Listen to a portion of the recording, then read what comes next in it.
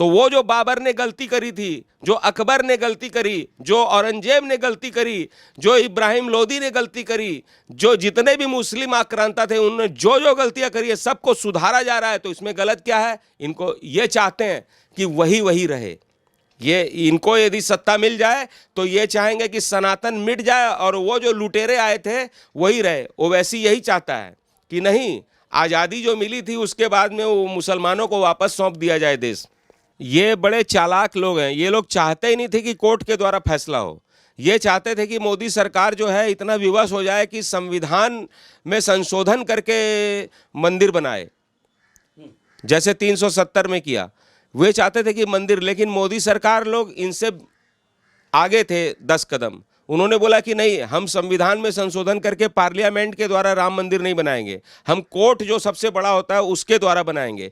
ये चिढ़ इनको लगी हुई है कि कोर्ट से क्यों बनाया। इसलिए इनके आप टीवी पे वक्तव्य सुनेंगे ना तो उसमें ये कहते हुए पाएंगे कि कोर्ट से क्यों किया इन लोगों ने, क्योंकि कोर्ट का निर्णय बहुत बड़ा निर्णय होता है। वो न्याय करता है, साक्ष्यों के आधार पे करता है। तो ये जो राम का मंदिर जो बन रहा है ये साक्ष्यों के आधार पे बन रहा है। ये कोई जबरदस्ती संविधान में अपने बहुमत के आधार पे नहीं बन रहा है। ये कि हिंदुओं के बहुमत के आधार पे ज़्यादा हिंदू हैं तो अपना करके जबरदस्ती कर लिया, वो नहीं है। ये कोर्ट में, न्यायालय में न्याय के द्वारा स्थापित निर्णय के आधार पे मंदिर बना है, इसलिए इसको कोई चैलेंज नहीं कर सकता। और ये लोग जो चैलेंज कर रहे हैं ना वो इनकी चिढ़ है।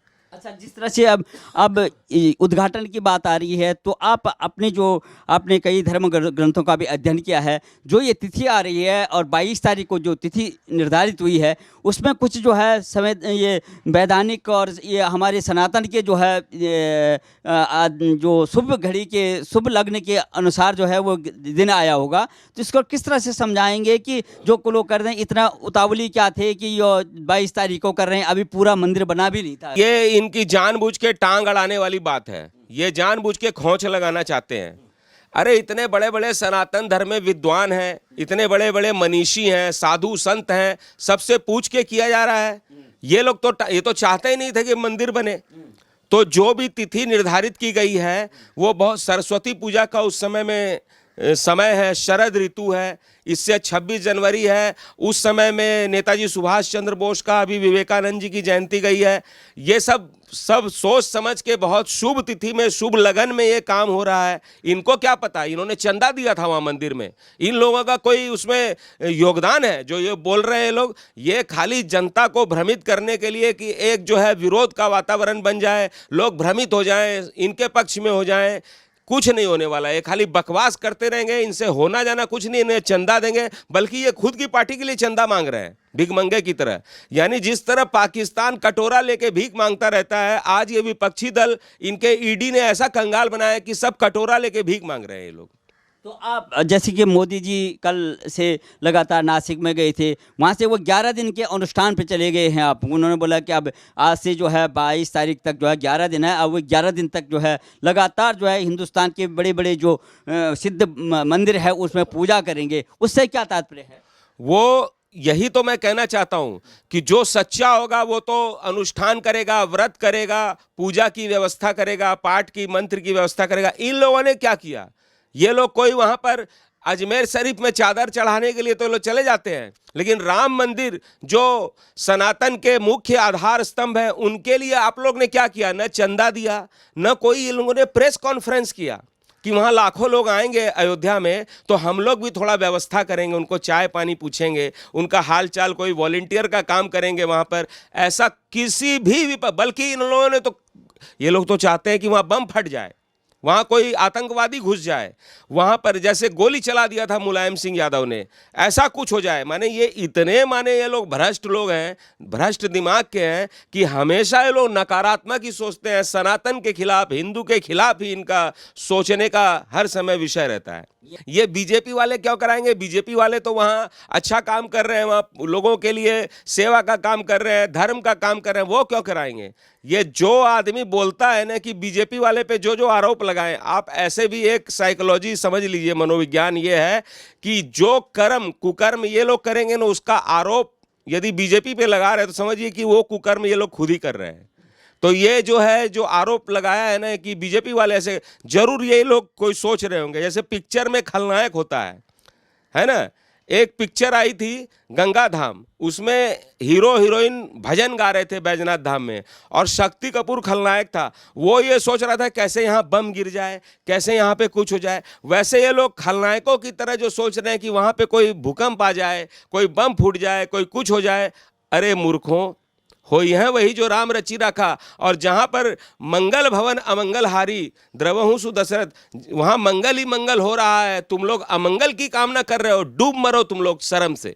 कुछ मुस्लिम जो है बुद्धिजीवी ये भी कह रहे हैं कि हमारे भी पूर्वज राम थे, हम भी वहाँ पर जाएंगे, दर्शन करेंगे। कुछ दर्शन भी करने जा रहे हैं, कुछ जो है विरोध नहीं कर रहे, तो उनको जो है अपना आदर्श मान रहे हैं, कह रहे हैं हमारे भी पूर्वज राम थे। देखिए, हिंदुस्तान में के जो मुसलमान हैं वास्तव में वो उनके पूर्वज राम ही हैं, लेकिन ये मूर्ख लोगों ने डर के मारे, लालच में आके इनके बाप दादा ने जो है इस्लाम कबूल कर लिया था। तो जब तुम लोग को पता चल गया कि तुम्हारे बाप दादा अकबर बाबर से डर गए थे और डर के उन्होंने इस्लाम कबूल कर लिया, तो तुम लोग वापस सनातन हो जाओ। जब तुमको पता चल गया है तो वहां पे क्या झक मार रहे हो, कटोरा लेके क्या फिर रहे हो वहां पर, पाकिस्तान की तरह क्यों हो रहे हो? सनातन की तरह खुले विचारों वाले रहो, जिसमें कि कोई बाधा बंधन नहीं है, आराम से तुम लोग यहाँ पे रहो। लेकिन ये लोग जो है वही चोला पहन के रखेंगे इस्लाम का और बोलेंगे हमारे पूर्वज हिंदू थे। ऐसे नहीं होता है। यदि तुम्हारे पूर्वज हिंदू थे तो छोड़ो उसको, इधर आओ। हम कोई जबरदस्ती धर्मांतरण का काम नहीं कर रहे हैं, हम तो एक समझदारी की बात कर रहे हैं कि जब पता चल गया कि हमको कनपट्टी पे बंदूक रख के इस्लाम कबूल कराया था, तो उस गलती को सुधारो। जैसे राम मंदिर के ऊपर बाबरी मस्जिद बनाया था, उस गलती को कोर्ट ने सुधार दिया, वैसे तुम लोग भी सुधरो और वापस आओ और सनातन का चोला पहन के, सनातन धर्म का बन के गौरवशाली अपना जीवन जियो। अब राहुल गांधी की बात करते हैं, क्योंकि ये कांग्रेस पार्टी के युवा नेता है और प्रधानमंत्री के उम्मीदवार रहे, लगातार जो है गांधी परिवार से हैं। उन्होंने दक्षिण से जो है उत्तर तक जो है भारत जोड़ो यात्रा करी। अब वो जो है पूरब से पश्चिम की तरफ जो है भारत जोड़ो न्याय यात्रा कर रहे हैं। तो क्या इससे उनको 2024 में फायदा होगा? आप बताइए क्या फायदा हुआ उनको? वो उस समय में हिमाचल जीत गए और एक स्टेट जीत गए, तो सोचे कि अरे तरीके राहुल गांधी से कितना जीत गए हम लोग। तो फिर वही उसी यात्रा से ये लोग छत्तीसगढ़ क्यों हार गए, राजस्थान क्यों हार गए, मध्य प्रदेश क्यों हार गए? ये लोग जीतते ना उसमें। तो ये पूरब से पश्चिम, उत्तर से दक्षिण और कहीं भी यात्रा कर लें, ऊपर से नीचे, कुछ नहीं होने वाला इनका। गठबंधन का भविष्य तो मेरे को बिल्कुल बिगड़ा हुआ नजर आ रहा है, क्योंकि इन लोगों में आपस में ही सहमति नहीं है कि गठबंधन का नेतृत्व कौन करेगा, कितनी कितनी सीटें रहेंगी। क्योंकि इनमें यह भी चक्कर है कि जिस राज्य में ये लड़ेंगे चुनाव, वहाँ पर कांग्रेस के भी उम्मीदवार खड़े होंगे और सपा के भी, दूसरे के भी, तो ये आपस में ही एक दूसरे को गाली गलौज करेंगे। अरे ऐसे गठबंधन होता है क्या? ये लोग राजनीति में आने के लिए नहीं, सेवा के लिए नहीं आना चाहते हैं। ये लोग राजनीति में नोट कमाने, क्योंकि इनके घरों से देखिए कितना नोट निकल रहा है, और ये लोग हिंदुस्तान को इस्लामिक देश बनाने के लिए चाइनीज़ माल यहाँ पर ज़्यादा से ज़्यादा बेचे, हिंदुस्तान के लोग बेरोजगार हो जाएं। यहाँ जो Modi ji made in India, made in Bharat का जो प्रोग्राम चला रहे हैं कि दुनिया की बड़ी बड़ी कंपनियाँ भारत में आके भारत के लोगों को रोजगार देके, भारत के लोगों के हाथों से बन रही है बड़ी बड़ी कारें, मोबाइल और पता नहीं क्या क्या चीज़ें बन रही है। तो ये चाहते हैं कि भारत के लोग ना बनाएं, चाइना के लोग बनाएं। क्यों भाई? चाइना से तुम्हारा सगा लगता है? वो चाइना वाले तरक्की करेंगे और हम लोग नौकर के नौकर बने रहेंगे। तो ये इनकी जो मानसिकता है, भारत के लोगों को नौकर बनाने वाली मानसिकता है, जबकि मोदी जी और भाजपा सरकार चाहती है कि भारत के लोग मालिक बने और मालिक बन के राजा की तरह राज करें। ये फर्क है। सनातन का जो है मजाक उड़ाना, सनातन के जो है धर्म ग्रंथों पे जो है टिप्पणियां करना, क्या और ये राजनीतिक विद्वेष को दे करके मोदी जी जो है जो पूजा पद्धति अपनाते हैं उसको जो है सेकुलर से जोड़ना, तो इस तरह से आप क्या लगाते हैं, क्या संदेश देना चाहते हैं कि ताकि जो है जो विपक्ष में जो विघटन है और विपक्षी लोग जो है सनातन विरोधी जो उनके नेता वक्तव्य देते हैं उनको क्या सीख देना चाहेंगे?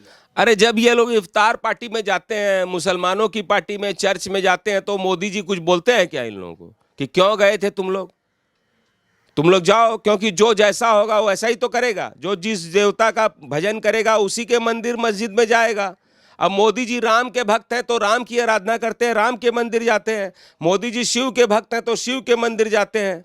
तुम लोग जो है चर्च के भक्त हो, तुम लोग जो है मस्जिद के भक्त हो, जाओ फिर वहाँ। तुम लोग को किसने रोका है? खुलेआम ये इन लोगों की यदि ताकत है तो खुलेआम बोले ना कि हम लोग मुसलमानों के पूजक हैं, हम ईसाई के पूजक हैं। बोले ना, मोदी जी तो ताल ठोक के बोलते हैं कि राम हमारे आराध्य हैं, कृष्ण हमारे आराध्य हैं, शिव हमारे आराध्य हैं। इनकी ताकत है तो ये बोले कि अल्लाह इनके आराधक है।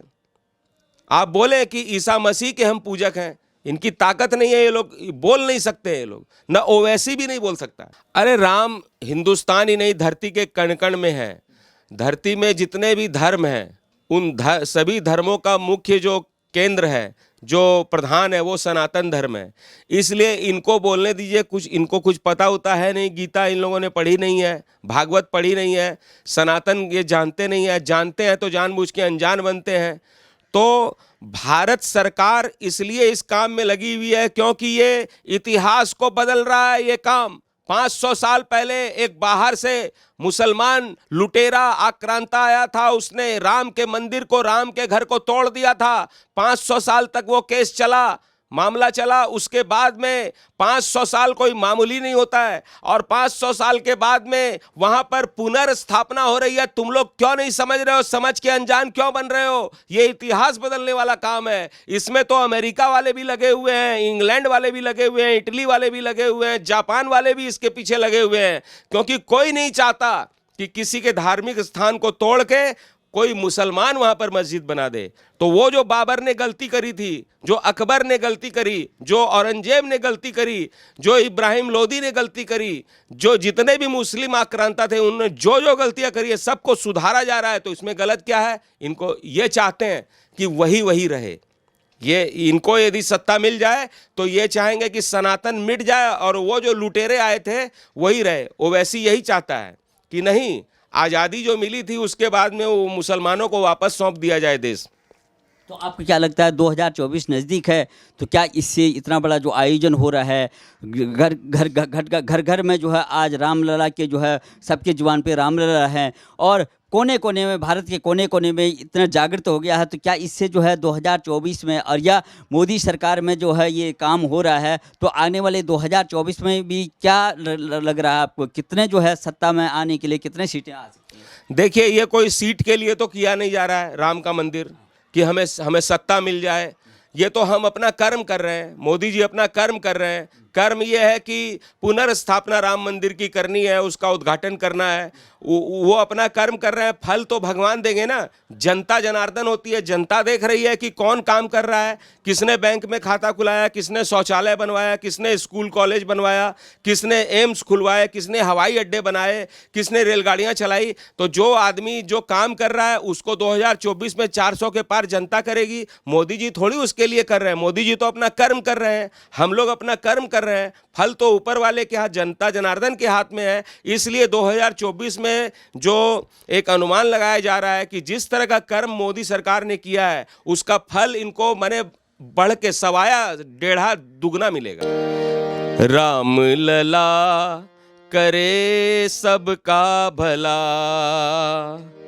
धनिया निर्धनिया हो चाहे कोई करम जला। राम लला करे सबका भला, इसका भी भला उसका भी भला। इन विपक्षियों का भी भला हो, लेकिन इनका बुद्धि का भला हो। इनकी बुद्धि जो भ्रष्ट हो गई है ना, उसमें भलाई भगवान करे और इनकी बुद्धि को सही ढंग से लाएं, ताकि ये हिंदुस्तान के, सनातन के और भारत माता के पक्ष में निर्णय लें।